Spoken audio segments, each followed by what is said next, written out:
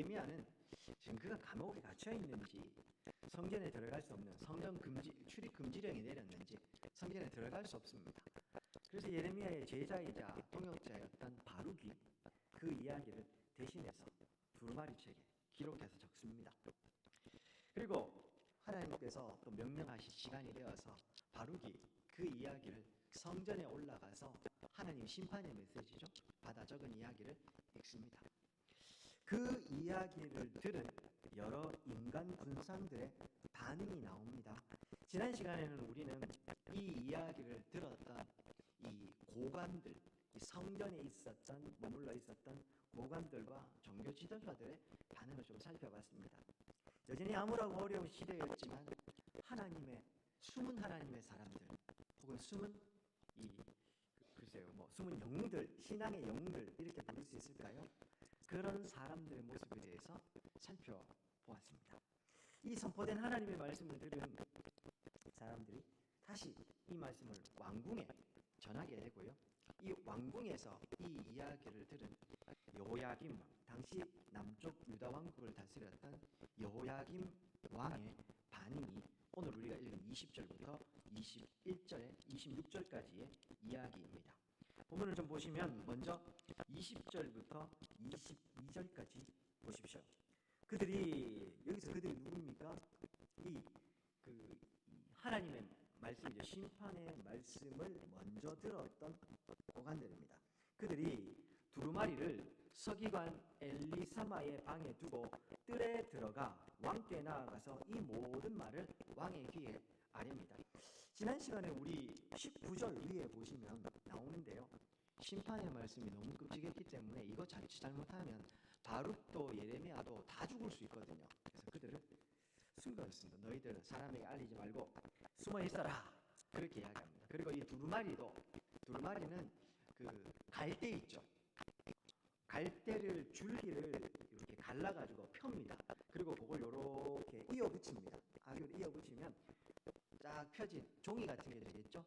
이걸 파피루스라고 부르는데 그 위에 글을 씁니다. 그걸 이렇게 말아서 보관을 했는데요. 이렇게 우리나라 옛날에 이렇게 쫙 펼치는 종이를 펼치지만 파피루스였기 때문에 아래 위로 이렇게 펼칩니다. 그걸 이야기하는 겁니다. 그 두루마리는 심판의 메시지가 있는 두루마리는 이 서기관 엘리사마의 방에다가 숨겨놓고서 왕에게 가서 들은 하나님의 심판의 메시지를 전달한 겁니다. 그러자 21절 보십시오. 왕이 여후디를 보내어 두루마리를 가져오게 합니다. 그래서 여후디가 서기관 엘리사마의 방에서 그 두루마리 가지고 옵니다. 그리고 왕과 함께 하고 있는 유다 왕실의 신하들에게 그걸 낭독합니다. 22절에 보면요. 그때가 언제였는지 나옵니다. 그때는 9째 달 왕이 겨울 궁전에 앉았고 그 앞에 불 피운 화로가 있었다. 이렇게 성경은 이야기를 하고 있습니다. 이 9째 달 이렇게 이야기하니까 우리 이미요. 바룩이 성전에 올라가서 하나님의 말씀을 낭독하고 읽었던 시기가 여호야김 왕 제5년 9째 달 9월이었다고 이미 얘기해주고 있습니다. 같은 그 달을 이야기를 하고 있는 겁니다. 근데 이제 성경에서 보통 9째 달 9월이라 그러면 우리의 9월로 생각하실 수 있는데 우리 9월과 성경의 9월은 다릅니다. 결론부터 말씀을 드리면 성경에서 말하는 9월, 보통 이 9월이라고 하면 종교력으로는 기슬월, 바벨론식으로 기슬월 이렇게 부르는데요. 우리 11월과 12월 정도 생각하시면 됩니다. 이스라엘도 그랬고 이스라엘 주변국이었던 이 나라들도 바벨론도 그랬고 주로 태음력, 달을 기준으로 해서 이 한 달, 두 달, 석 달 이 달력을 날짜를 기록을 했었습니다. 그러다 보니까 오늘 우리가 사용하는 우리는 태양력이죠. 해를 기준으로 해서 합니다. 조금 날짜가 다른 겁니다. 더군다나 이스라엘은 이 날짜를 계산할 때 이스라엘의 신년은 언제입니까? 그들이 6월절 출애굽했던 그 달이 첫째 달, 종교적으로는 종교력의 첫째 달이 되는 겁니다. 보통 우리 6월절은 그럼 언제 있습니까? 예수님께서 6월절 최후의 만찬에서 붙잡히시고 부활하셨지 않습니까? 그렇죠?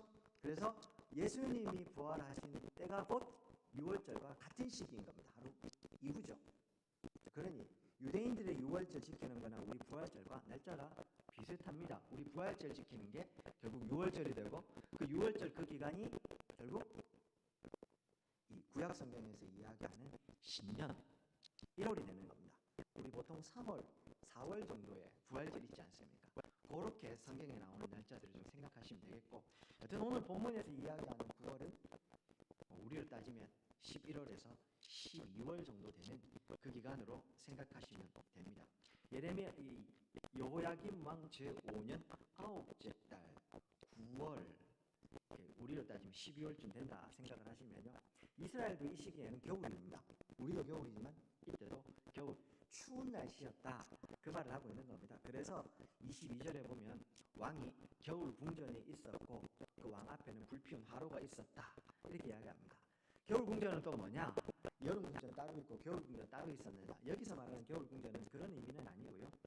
예레미야 22장 14절에 보면 여호야김 왕이 이미 그때 왕궁을 좀 증축했던 이야기가 22장 14절에 보면 있습니다.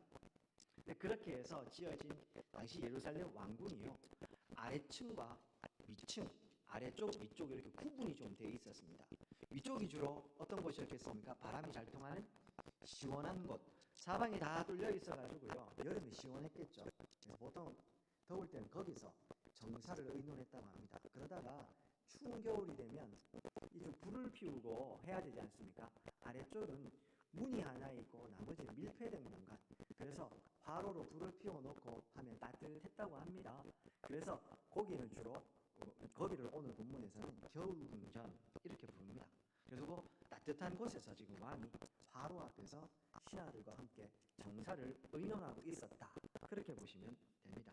자, 그 가운데 오늘 하나님의 말씀이 여훗이라는 왕의 신복이었는데요, 이 사람을 통해서 낭독되고 있습니다. 그런데 23절부터 25절에 보면 하나님의 말씀을 들은 이 여호야김 왕과 그의 신하들의 반응이 충격적입니다. 보십시오. 23절, 여훗이가 서너 쪽을 낭독하면 왕이 면도칼로 그것을 연하여 베어 화롯불에 던져서 두루마리를 모두 태웠더라. 무슨 말입니까? 여훗이가 이 두루마리를 펼쳐가지고 읽어나가고 있으면 그 읽어진 분량만큼, 한 장을 읽고 두 장을 읽어가면요, 그 읽은 만큼을 왕이요, 칼로, 면도칼 나오는데요, 이건 우리 면도하는 그 면도칼이 아니고 옛날 왕궁에서 이 성경도 그렇고 여러 가지를 기록하는 서기관들이 있었는데요, 서기관의 필기구를 뾰족하게 만드는 칼이 있었습니다. 그 칼을 지칭하는 건데요, 그걸 왕이 가지고 있다가 여훗이가 그걸 읽고 있으면 읽은 만큼 그걸 베어내가지고 화로에다가 그걸 던져버린 겁니다. 태워버렸다, 그 말을 하고 있습니다. 이어서 24절, 왕과 그의 신하들이 이 모든 말을 듣고도 두려워하거나 자기들 옷을 찢지 않습니다. 오히려 25절 보십시오. 엘라단과 들랴와 그마랴가 왕께 두루마리를 불사지 말도록 아뢰어도 왕이 듣지 않았다, 그렇게 이야기를 하고 있습니다. 오히려 26절에 보면요, 왕은 자기 신하들을 보내가지고 이 말 적은 예레미야하고 바로 그놈 잡아와라, 이런 명령을 내리고 있습니다. 하나님의 말씀이 성도에게 선포되면 성도가 지어야 될 반응은 딱 한 가지밖에 없습니다. 하나님, 그 말씀 저에게 주신 말씀인 줄 알고 저는 그 말씀을 받아들입니다. 아멘. 그리고요, 그 말씀이 내 죄를 책망하는 심판의 말씀이라면요, 나는 못 받아들인다, 그게 아니고요, 하나님, 제가 죽을 죄를 지었습니다, 저를 용서해 주십시오. 그것이 성도의 마땅한 반응이요, 성도가 보일 반응은 그것밖에 없습니다. 당연히 하나님의 말씀 앞에 성도는 바짝 엎드려서 주여, 종이 듣겠으니 말씀해 주십시오. 혹 심판을 말씀하시면 저희가 회개할 것이요, 저에게 무언가를 명령하시면 저는 순종하겠습니다. 그것밖에 없습니다. 여호야김은 그렇게 하지 않습니다. 신하들도 그렇게 하지 않습니다. 옷을 찢고 두려워해야 됩니다. 옷을 찢는다는 표현은 극심한 슬픔과 하나님 앞에 자신을 낮추는 상징적인 유대인들의 표현이었습니다. 하나님의 말씀이 선포될 때 옷을 찢고 하나님, 내가 죽을 죄를 졌습니다 해야 그게 정상입니다. 그거 했던 사람이 누굽니까? 대표적인 인물이요, 다윗. 나단 선지자가 이 바세바를 범한 이후에 말씀할 때요, 다윗은 내가 할 일을 했는데 하지 않았습니다. 자신의 옷을 찢고 하나님 앞에 납작 엎드렸습니다. 그래서 다윗이 다윗 될 수 있었던 겁니다. 다윗이 완벽한 인물이거나 그가 잘못이 없었던 그런 사람이어서가 아닙니다. 실수도 하고 잘못도 합니다만 하나님의 말씀이 자기에게 선포될 때 옷을 찢고 그 말씀에 순종하는 사람이 다윗이었기 때문에 그런 겁니다. 예. 이 여호야김 그렇게 하지 않습니다. 어떻게 했습니까? 우리 그 말씀을 찢어서 화롯불에 던져서 태워버립니다. 하나님 말씀도 하나님의 그 말씀에 적혀있는 심판도 무시하는 행위입니다. 어쩌면요, 이 학자들 중에는 이렇게 하는 행위가 이교적인 이 사상에서 나온, 우리도 왜 옛날에요 부족 같은 거, 제가 설교 때 부족 얘기해서 좀 그렇습니다만 부족 같은 거 있으면 이가 훼손되거나 사라지거나 하면 효험이 없어진다 뭐 이런 그 일반적인 생각이죠. 마찬가지로 두루마리에 기록되어 있는 심판의 메시지가 태워져서 사라져버리면 그 심판도 사라지고 없어지는 것으로 생각한 것은 아닐까, 이런 해석도 있습니다. 상당히 신빙성이 있을 거라고 생각합니다. 어쨌든 예레미야는 이 여호야김은 하나님의 말씀을 무시한 겁니다. 심판 없애버리려고 한 것이었습니다. 하나님의 백성을요, 하나님의 말씀에 입각해서 그들을 잘 다스리고 인도해야 되는 위치가 이스라엘의 왕의 위치였습니다. 그런데 정작 그가 하나님의 말씀을 듣지 않습니다. 무시해 버립니다. 충격적인 모습이죠. 왜 이렇게 했을까? 이 여호야김이 도대체 왜 이런 행동을 하고 있을까? 오늘 이 말씀이 선포되는 때가 언제였습니까? 여호야김 왕 제5년 9월. 여호야김 왕 제4년에 지난 시간에 어떤 일이 있었다고 말씀드렸습니까? 바벨론의 느부갓네살이 즉위한 다음에요, 유다를 1차 침공했고, 이 침공 때문에 성전이 약탈당하고 다니엘과 세 친구를 포함한 왕족과 귀족들이 붙잡혀 갔었습니다. 나라가 지금 엉망이었다는 말입니다. 성전이 지금 약탈당한 상황이었습니다. 이런 상황에 일반적인 이 사람들의 반응은 뭐겠습니까? 바벨론을 두려워하지만 동시에 바벨론은 원수가 될 겁니다. 어떻게든 이 치욕을 갚아주고 싶었을 것 같습니다. 그렇죠? 이 여호야김이 그랬던 것 같습니다. 특별히 자기가 힘이 없으니까요, 누구를 통해서요? 이 예레미야서 하면서 제가 자주 말씀드렸습니다. 이스라엘이요, 특별히 남유다 왕국이 끊임없이 이 하나님을 의지하지 않고 바벨론을 의지했다가 애굽을 의지했다가 왔다 갔다 합니다. 눈에 보이는 그 큰 제국들이 하나님보다 더 커 보였거든요. 그래서 그들을 통해서 살아갈 궁리를 했던 겁니다. 이때도 마찬가지입니다. 이 바벨론 왕국의 원수를 갚아줘야 되겠는데 애굽 왕국을 통해서 어찌 한번 갚아주겠다고 생각을 했던 것 같습니다.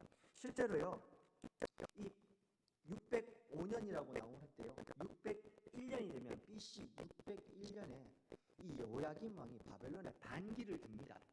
근데 이때는 이 느부갓네살이 직접 쳐들어오지는 않고요, 그 자기가 다스리고 있었던 주변의 민족들을 압박을 해가지고 그들을 보내가지고 이스라엘에 계속 침공하고 괴롭히게 됩니다.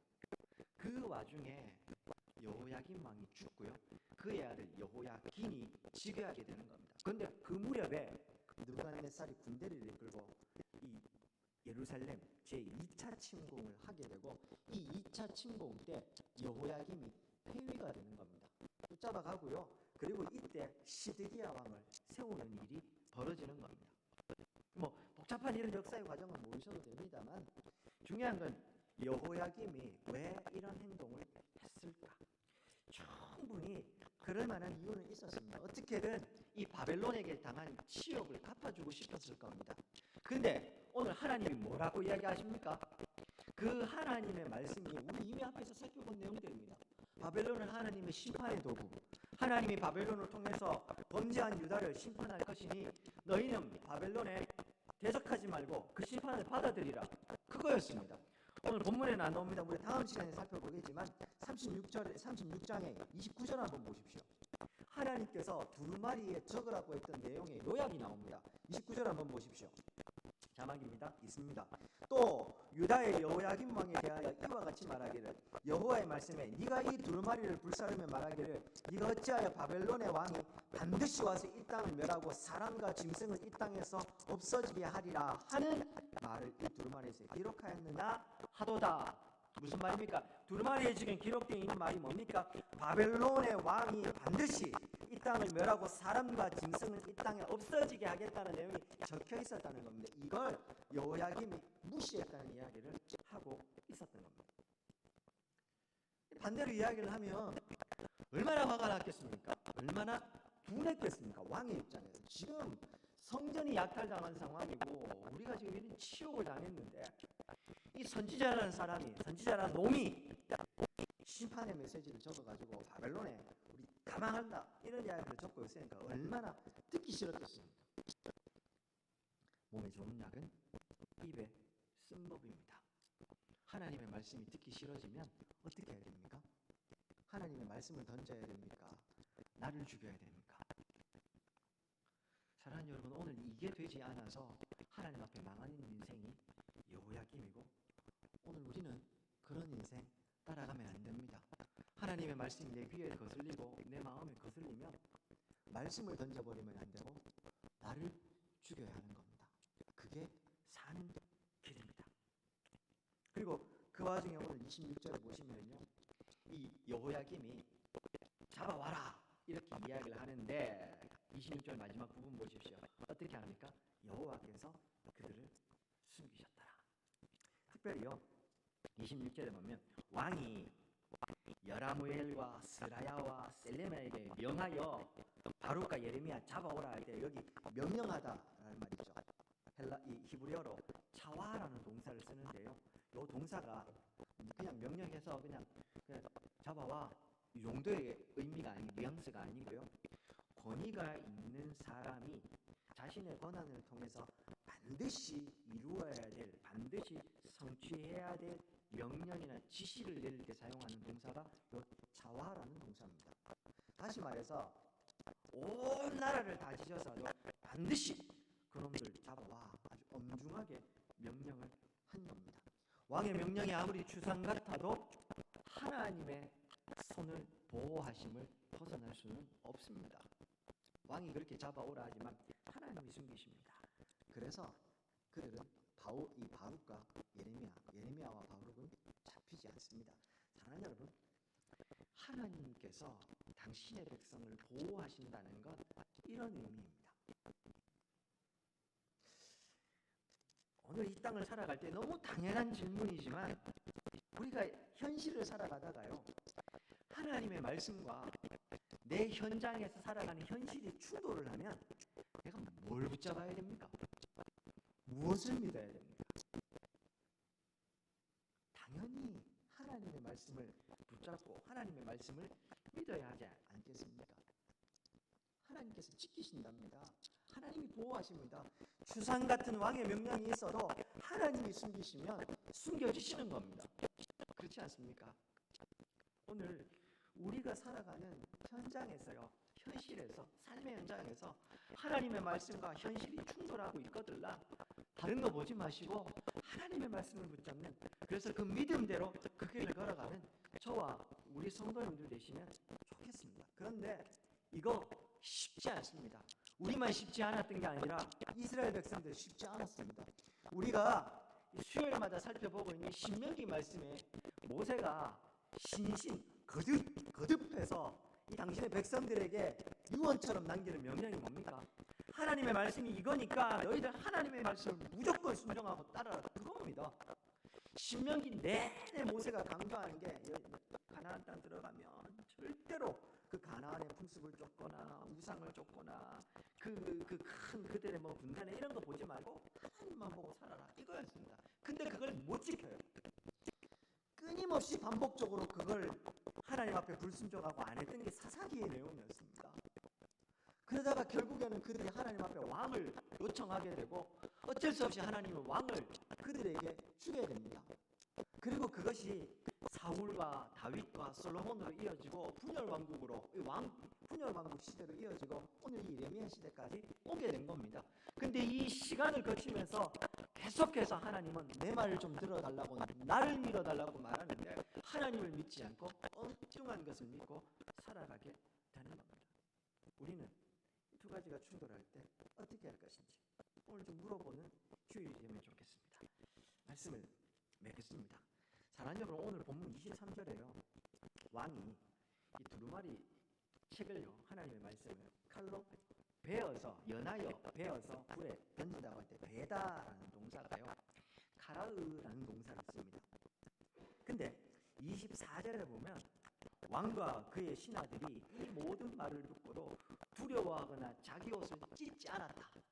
말씀을 들으면 자기 옷을 찢어야 되는데 찢지 않았다고 하죠. 이때 찢다라는 동사도 가라으라는 똑같은 동사를 씁니다. 그러니 이 가라으라는 동사는 베다라는 뜻도 있지만 찢다라는 의미가 더 강합니다. 이 날카로운 대조가 보이십니까? 하나님의 말씀이 선포될 때 그 말씀을 들으면서 내 마음을 찢고 옷을 찢어야 되는데 왕은 말씀을 찢어버린 겁니다. 그리고 이 여호야김 왕은 멸망을 향해 하나님의 심판을 나아가는 겁니다. 오늘 우리 앞에 하나님의 말씀이 있습니다. 그 말씀이 내게 들려질 때 내 마음을 찢고 옷을 찢어야 되겠습니까? 하나님의 말씀을 찢어버려야 되겠습니까? 하나님 앞에 마음을 찢고 옷을 찢는 그 인생에게 참된 소망이 있습니다. 안타깝게도 오늘 너무나도 안타깝게도요, 저와 같은 목사를 위시한 성도들이요, 신앙인들이, 신자들이 하나님의 말씀이 선포됨에도 불구하고 그 말씀이 내 욕심과 내 욕망을 막아서게 되고 내 자존심을 건드리면 말씀이고 뭐고 없어요.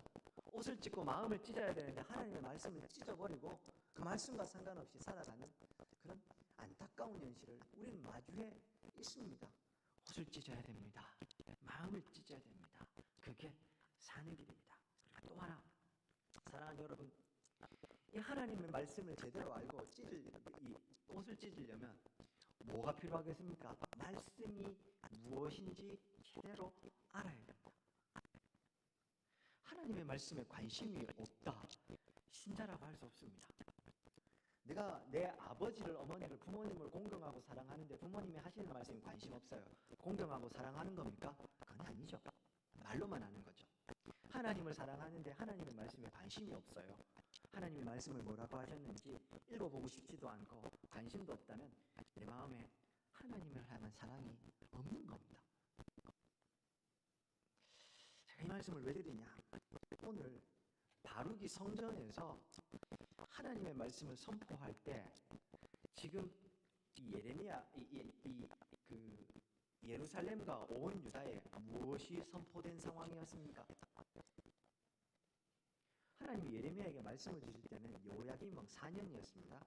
근데 그 말씀을 선포할 때는요, 그 1년 후인 여호야김 왕 5년 9월에 어떨 때요?